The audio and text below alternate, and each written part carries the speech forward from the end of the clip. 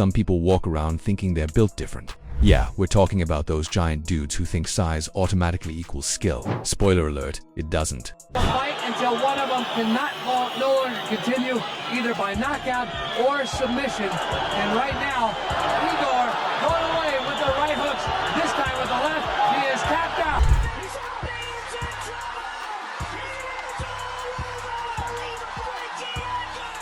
Every now and then, a small fighter shows up and completely flips the script, turning all that muscle and ego into pure embarrassment.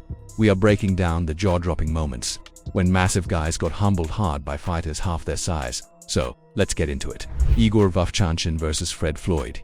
Igor "Ice Cold" Vovchanchin headlined IFC 1 Combat in Kiev on March 30th, 1996. Does Vovchanchin and Boss, it looks like both fighters now trying to size the other one up.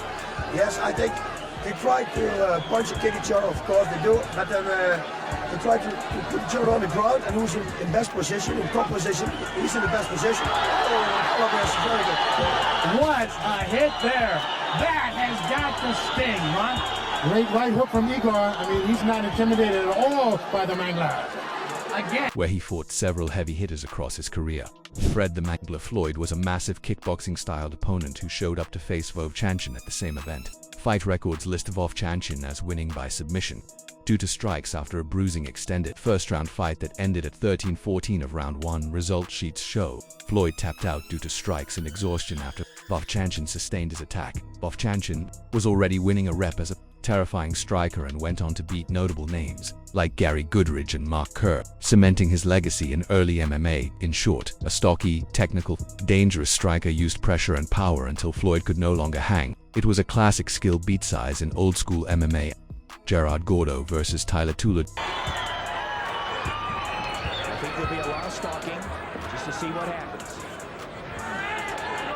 Endurance is going to play an important part of this. Gerard Gordo, a Dutch savant and kickboxing specialist, opened the very first UFC event on November 12, 1993, against Hawaiian sumo wrestler Tyler Tulid. UFC 1 was created to answer a simple but wild question: which martial art is truly the most effective in a real fight? The event brought together fighters from different disciplines: boxers, kickboxers, wrestlers, and sumo wrestlers. Gordo versus Tulid set the tone in the opening match. What followed was one of the most iconic and chaotic mismatches in combat sports history. As soon as the fight began, Tulid charged forward, hoping to use his size and wrestling background to take Gordo down. But his attempt failed almost instantly. Gordo countered with a lightning-fast right kick that smashed into Tulid's face, sending his tooth flying into the audience's row, a scene that became an unforgettable symbol of early UFC's brutality. Referees and medics quickly stepped in, stopping the bout after Tulid suffered a deep cut near his eye and several missing teeth. The fight ended in under a minute, but its impact on MMA lasted an eternity. Jason Mayhem Miller versus Stephen Gamlin. Jason Mayhem Miller fought Stephen Gamlin at Icon 44 on May 26, 2006, in Honolulu, where Miller submitted the much larger Gamlin early in round 1. Official result pages and bout logs record the finish as an arm triangle. Choke at 0:46 of round 1. Was billed as a giant former NFL Europe defensive tackle and pro wrestler who weighed in the neighborhood of 375 pounds for the bout, while Miller fought at roughly half that size. Miller's game plan was textbook. It was just quick takedown and a submission from top, the classic small guy grappling blueprint against lumbering power. Miller's victory is listed among the most efficient David V. giant finishes in regional events. The fight is a reminder that fluid technique and conditioning make dudes look like jungle gyms when big men aren't sharp on the mat. Royce Gracie versus Akebono. Royce Gracie, the jiu-jitsu OG who basically invented modern MMA, stepped into the ring against former Yokozuna Chad Akebono Rowan on New Year's Eve 2004 at K1 Dynamite in Osaka, Japan. Akebono was a literal mountain of a man, 6'8" and 484 pounds. The first foreign-born wrestler ever to reach sumo's highest rank. The Hawaiian-born giant was used to overpowering opponents with raw mass and balance, not facing someone half his size trying to pull guard on him. Royce, on the other hand, was 38 years old and long past his early UFC tournament dominance, but his name still carried legendary weight in the fight world. Fans saw this as another David versus Goliath clash, a test of whether technique could truly overcome terrifying size. The opening moments were tense. Akebono charged forward, trying to crush Royce under sheer bulk, but Gracie kept calm, using slick movement and leverage to avoid getting pinned. That's pure Gracie jiu-jitsu: patience, timing, and using your opponent's weight against them. Soon, Royce slipped under Akebono's frame, maneuvered to the side, and began setting up a tricky submission. At 2:13 of the first round, he secured what was widely reported as an omoplata or shoulder lock variation. And unbelievably, the massive Yokozuna tapped out. The crowd went wild. The image of an 180-pound jiu-jitsu master forcing a 480-pound sumo legend to submit became an instant symbol of what makes MMA special. Daiji Takase vs. Emmanuel Yarborough on June 24, 1998, at Pride 3 in Tokyo.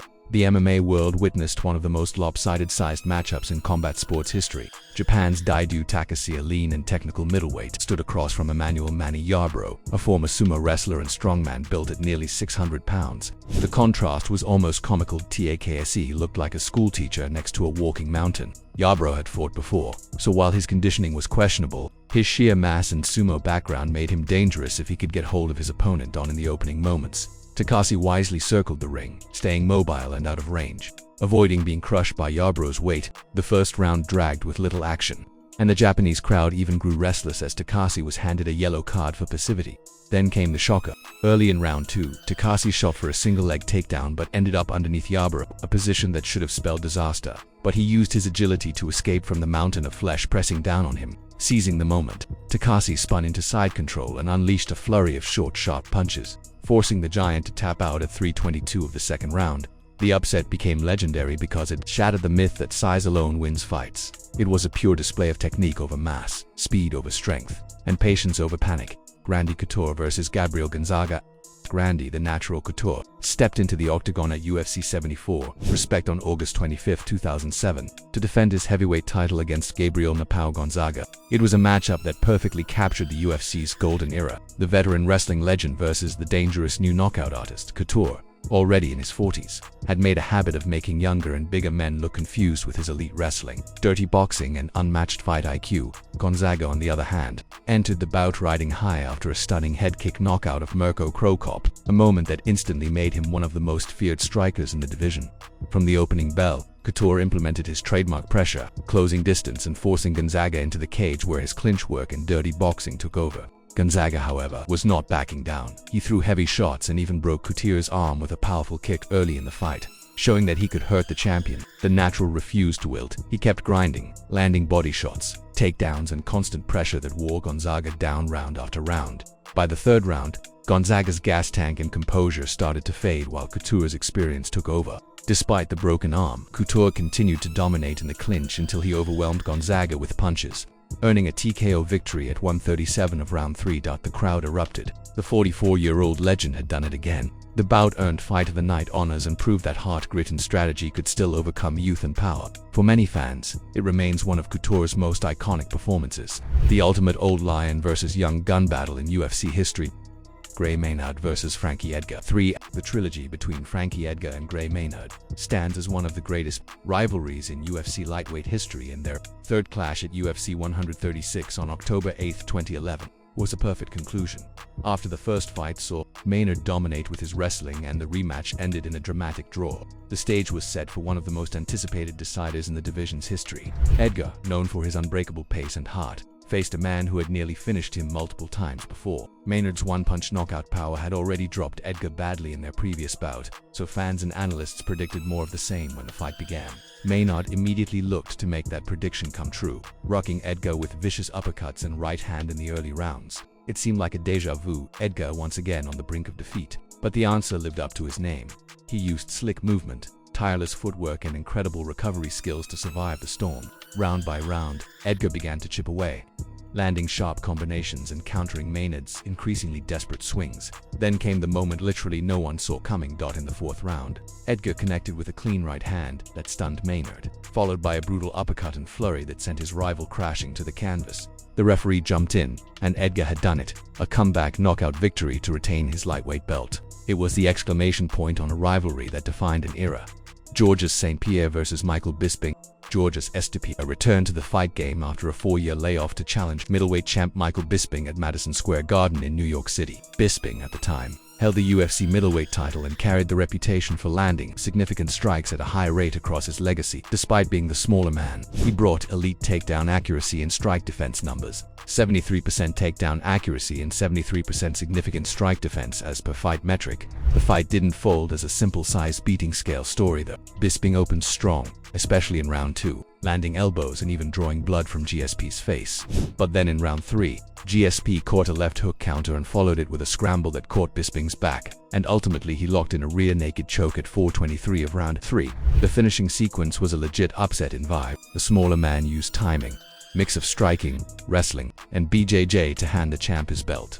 Igor Vovchanchyn versus Paul Verlance kicked this video off with a legend, so it's only fair we finish it the same way, with the one who started it all. The Ukrainian strike monster is nicknamed Ice Cold. But what happened when the Ice Cold took on the Polar Bear? Paul Verlance, nicknamed the Polar Bear, fought against Igor Vovchanchyn at the inaugural IFC event in Kiev on March 30, 1996. Vovchanchyn stood about 5 feet 8, but packed violent power and old-school toughness, while Verlance at 6 feet 8 and well over 250 pounds was the size anomaly. From the opening bell, Vovchanchyn exploded with fearless aggression, mixing thunderous kicks, leg kicks, and looping hooks that stunned the American giant. Despite taking heavy shots, Igor refused to back off. Every exchange pushed Vovchanchyn closer to breaking point. The crowd roared as the Ukrainian unleashed a savage flurry of punches that left the Polar Bear wobbling. Finally, at 6:20 of round 1, the referee stopped the fight, declaring Vovchanchyn the winner by TKO.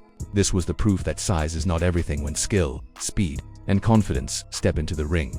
If you enjoyed watching these giant egos get shattered by smaller legends, make sure to hit that like button, drop your favorite moments from the video in the comments below, and subscribe for more wild moments like these. See you in the next video.